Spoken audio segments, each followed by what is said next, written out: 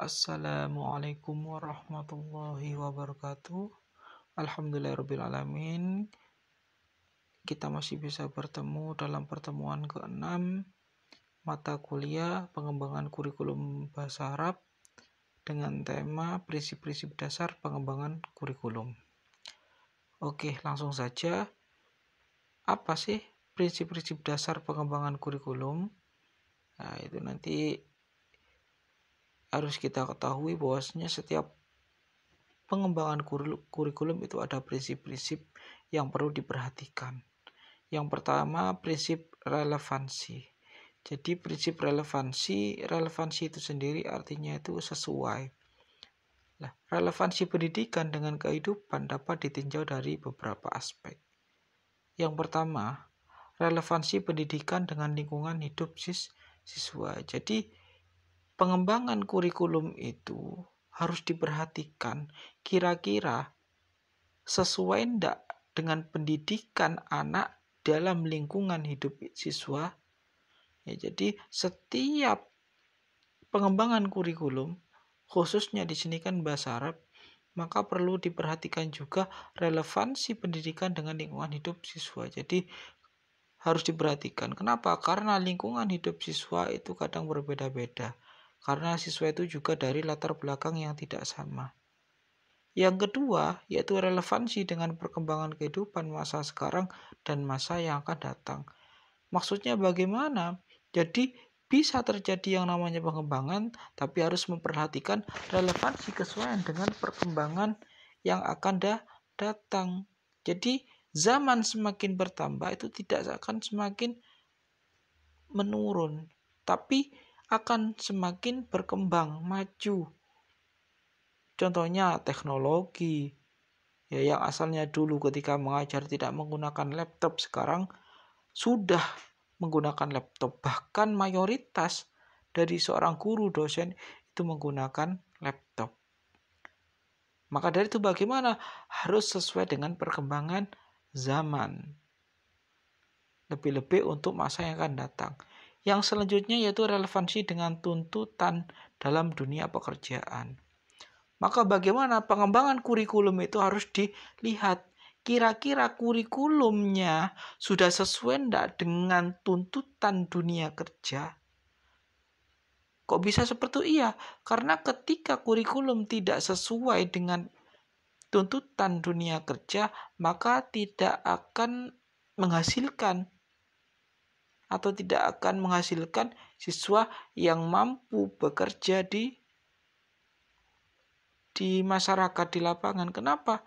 Karena dari materi yang diberikan dalam sebuah kurikulum itu tidak sesuai dengan tuntutan pekerjaan. Maka itu tidak akan bagus. Dan bagaimana tidak akan bisa membuat seorang siswa atau lulusan itu bisa bekerja, bisa menyesuaikan diri di lingkungan, khususnya itu dalam lingkungan pekerjaan. Ya, maka dari itu bagaimana prinsip ini sangat perlu diperhatikan pada relevansi yang nomor sini, relevansi dengan tuntutan dalam dunia pekerjaan. Ini sangat penting sekali.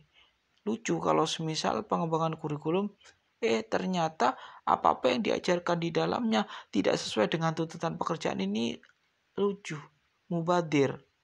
Ya, maka bagaimana? Sama dengan tidak bisa memberikan pelayanan yang terbaik. Yang kedua, prinsip efektivitas. Efektivitas kurikulum dapat ditinjau dari dua aspek. Ya, jadi efektif enggak kurikulumnya? Dalam pengembangannya itu efektif atau enggak lah. Maka dari itu bagaimana? Yang A, efektivitas pembelajaran terutama menyangkut sejauh mana jenis-jenis kegiatan pembelajaran yang direncanakan dapat dilaksanakan dengan baik. Jadi ketika melakukan pembelajaran, ya, jadi bagaimana yaitu pembelajaran itu yang direncanakan itu dapat dilaksanakan dengan baik apa tidak. Ya, jadi ketika kita melakukan sebuah pembelajaran, maka efektivitasnya bagaimana yang bisa menyebabkan pembelajaran itu terlaksana dengan baik. Ya, ini jadi efektivitasnya bagaimana? Jadi maka bagaimana? Yaitu harus diperhatikan tentang prinsip efektivitas ini. Ya, jadi ketika kita semisal mengajar bahasa Arab, kira-kira anak-anak itu bisa memahami enggak, efektif enggak, terus rame enggak? Ini perlu sekali. Ya, supaya kurikulum itu dapat dikembangkan. Yang selanjutnya efektivitas belajar siswa. Jadi siswa di dalam kelas itu merasa senang enggak? Merasa bahagia enggak? Jangan-jangan ketika pembelajaran berlangsung, siswa merasakan tekanan, siswa merasakan ketidaknyamanan. Ini tidak bagus. Maka itu bagaimana? Yaitu harus diperhatikan efektivitas belajar siswa. Lebih-lebih semisal ketika di rumah juga ya. Jadi ketika di rumah siswa harus mampu juga untuk belajar dengan nyaman, efektif. Semisal memberikan tugas yang sesuai dengan kemampuan siswa. Jangan sampai memberikan siswa PR semisal itu yang melebihi dari batas kemampuan siswa. Ini tidak baik. Sehingga bagaimana siswa tidak bisa istirahat atau siswa tidak ada waktu untuk beristirahat. Ini sangat tidak bagus. Kenapa? Karena ketika seperti itu maka tidak akan maksimal, tidak akan efektif pekerjaan rumah itu. Yang selanjutnya yaitu prinsip kontinuitas.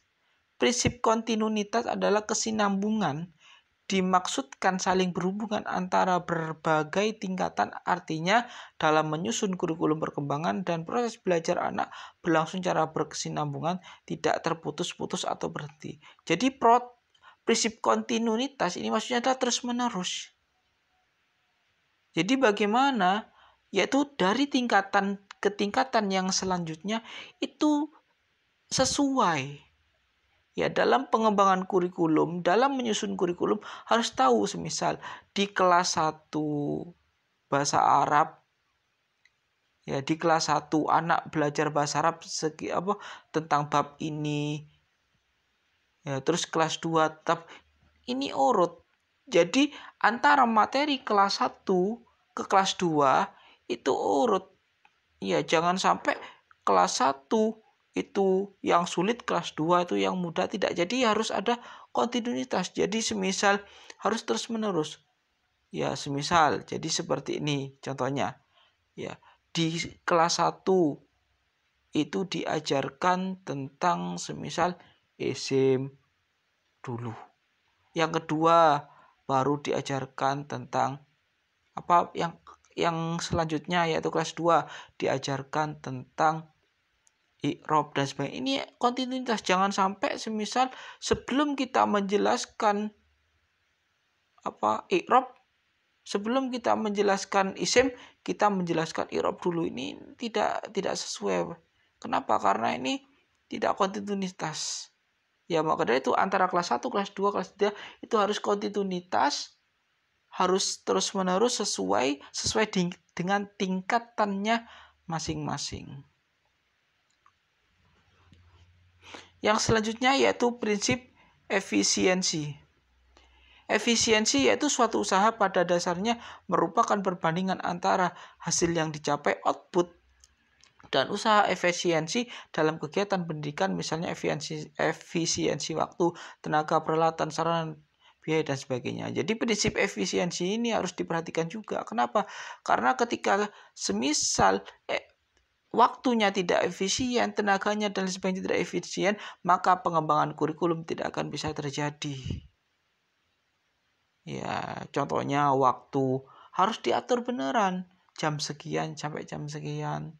Tenaganya atau tenaga pendidik, tenaga dan yang lain-lain itu juga harus diperhatikan. Sesuai dengan kemampuannya enggak? Kompeten tidak? Ini harus diperhatikan, peralatannya dan lain sebagainya. Yang selanjutnya prinsip fleksibilitas. Nah, prinsip fleksibilitas ini yang dimaksud adalah tidak kaku. Artinya memberi sedikit kebebasan dan kelonggaran dalam melakukan atau mengambil suatu keputusan tentang suatu kegiatan yang akan dilaksanakan oleh pelaksana kurikulum. Jadi ketika dari pihak atas, dari pihak sekolah sudah memberikan ketetapan tentang kurikulum, Maka di sini tidak kaku. Jadi tidak saklek seperti itu, tidak. Maka bagaimana pelaku dari kurikulum itu bisa melakukan, menginovasi tentang kurikulum yang diberikan oleh pihak sekolah. Ya, contohnya ya kita memberikan semisal materi pendukung yang mungkin dalam pelajarannya itu tidak ada. Jadi kita memberikan tapi tetap harus mengacu pada koridor yang ada, tetap sesuai dengan materi yang ada. Hanya saja kita menambahi hal-hal yang mungkin di situ kurang atau hal-hal yang belum disebutkan dalam materi tersebut. Atau mungkin apalah, intinya ojo saklek dengan yang telah ditetapkan. Jadi kita bisa merubah-rubah sedikit ya, tapi tetap pada koridor yang ada. Dalam artian ya tidak sampai merubah yang prinsip-prinsip. Yang keenam yaitu prinsip integrasi. Prinsip ini menekankan bahwa kurikulum harus dirancang untuk mengembangkan manusia yang utuh dan pribadi yang terintegrasi. Artinya bagaimana manusia yang mampu selaras dengan lingkungan hidup sekitarnya dan mampu menjawab persoalan yang dihadapi dalam kehidupannya. Jadi seperti itu ya. Jadi kurikulum memang harus memperhatikan prinsip integrasi dalam artian yang tadi saya sebutkan. Ya, jadi yang utuh. Ya, ada yang utuh, manusia itu secara utuh. Artinya bagaimana? Manusia yang mampu selaras dengan lingkungan hidup sekitarnya. Jadi selaras dengan lingkungan hidup yang ada dan mampu menjawab persoalan yang dihadapi dalam kehidupan. Kenapa? Karena dalam kehidupan itu tidak mungkin tidak ada persoalan, pasti ada saja. Maka dari itu, prinsip integrasi itu juga penting. Kenapa? Karena setiap persoalan itu supaya bisa dihadapi dengan benar, memberikan solusi yang tepat sehingga mendapatkan hasil yang sesuai, yang baik. Lah itu. Jadi itulah prinsip-prinsip dasar pengembangan kurikulum. Jadi mudah-mudahan sedikit penjelasan saya itu bisa bermanfaat dan bisa dipahami ya, meskipun semisal dengan keadaan yang terbatas seperti ini. Ya, kurang lebihnya saya mohon maaf. Saya akhiri. Assalamualaikum warahmatullahi wabarakatuh.